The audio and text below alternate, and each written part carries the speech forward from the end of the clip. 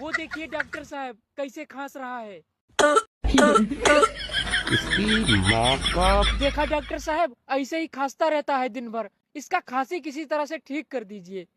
अबे तू टेंशन मत ले, आज साले को ऐसा इंजेक्शन लगाऊंगा कि जिंदगी भर के लिए खांसी चला जाएगा। तुम इसका पैर पकड़ो।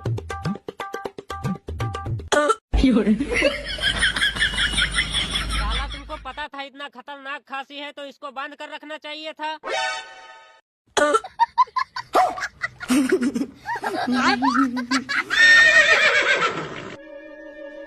और अभी तो रुको, क्लाइमैक्स अभी बाकी है।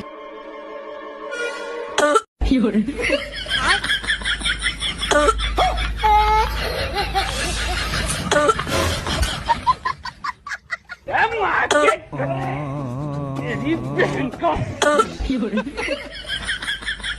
मेरी बहन